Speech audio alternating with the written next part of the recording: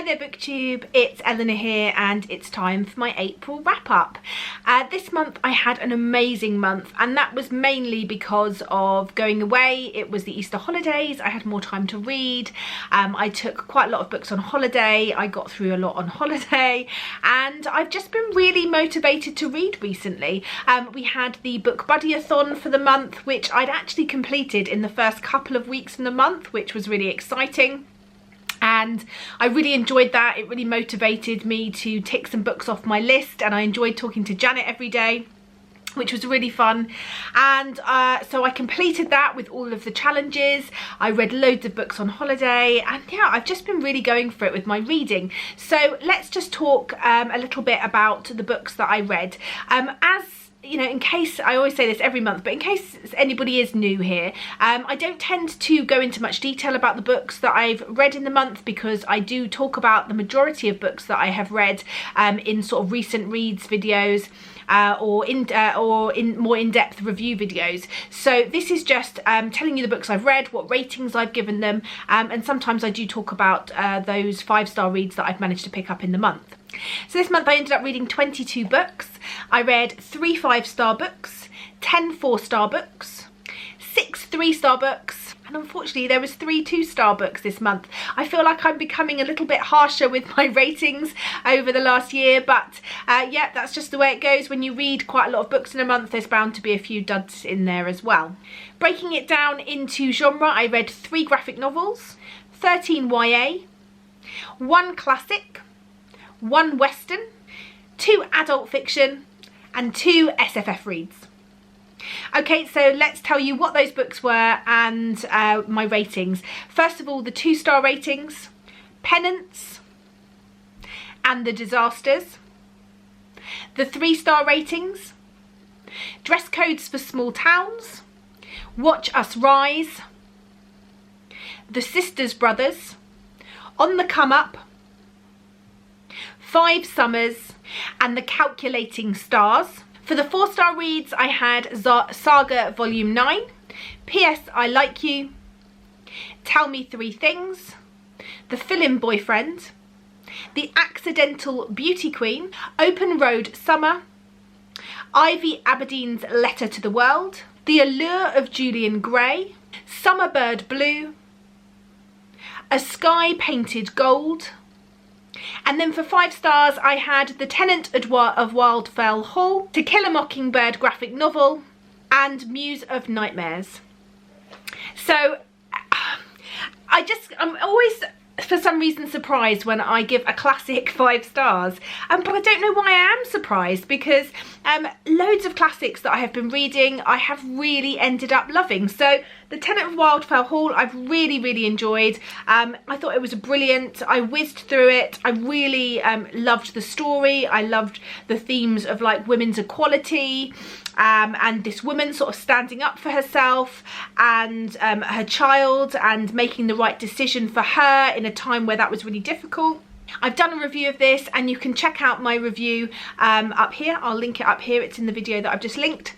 And I also loved Muse of Nightmares. It's the second, it's in the duology of Laini Taylor's books, starting with Strange the Dreamer, which I also loved. In fact, I think I've loved most of Laini Taylor's books, if not all of them. So I was really pleased that that was a really solid conclusion to the story. I've also talked about that in a video, so I will link that up above as well. And then the To Kill a Mockingbird graphic novel. If you didn't know and you're new here, To Kill a Mockingbird is my favourite book of all time.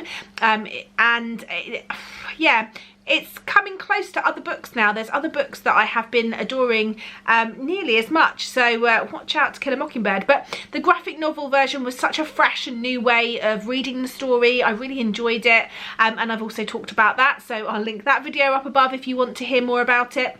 But that is April. April was brilliant. May looks set to be good, but there are so many different categories of books that I am... Hold on, the doorbell.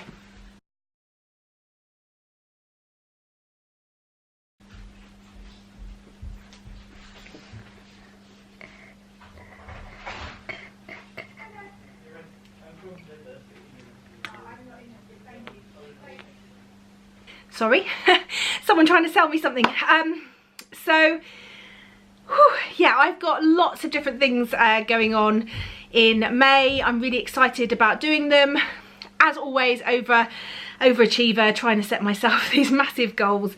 As soon as I do that, it all falls to pot. So I'm going to see how I do with those, but watch out for videos. I'm not going to be doing TBRs for what I'm doing. I'm going to be doing sort of overall videos, which include the TBR at the beginning and then have vlogs and reviews and stuff going through them, explaining. So look out for those.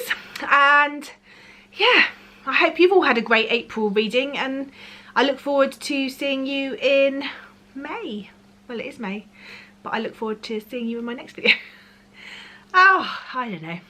Sometimes talking to a camera seems very strange, but I'm hoping there's other people on the other side.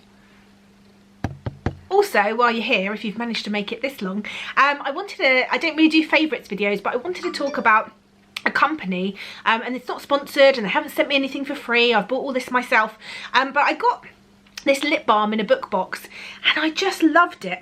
It was chocolate, a chocolate scented lip balm, and I found out on the back it was by the Glasgow Soap Company. Anyway, I went to their website on Etsy because I was desperate for some more of their stuff, and I got myself a Parma Violet one. I don't know if you can see this. Focus. And the tin slides and the lip balm's there. Trust me, it smells like Parma Violet. They're my favourite sweets. I got a gin and tonic one because, you know, gin and tonic. And I also got, they do some aromatherapy roll-ons, and I got one which is Be Happy and Relax. So yeah, on those times where I feel like I need to be happy or relax, I'm going to roll these on and give them a good sniff.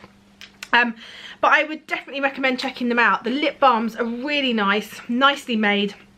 The ingredients is coconut oil, shea butter, beeswax, and some flavourings, and they just smell divine. And they smell divine on your lips, and your lips feel really hydrated. My lips at the moment are so dry from being on holiday and being on a plane, and my chocolate one has just been just the thing to sort them out. So yeah. If you made it to the end of my video, you get a little bonus advertisement for, well, it's not an ad because I'm not being paid for it, but yeah, recommendation of a company that I've really been loving. So there you go. Anyway, I will see you in the next one. Bye for now.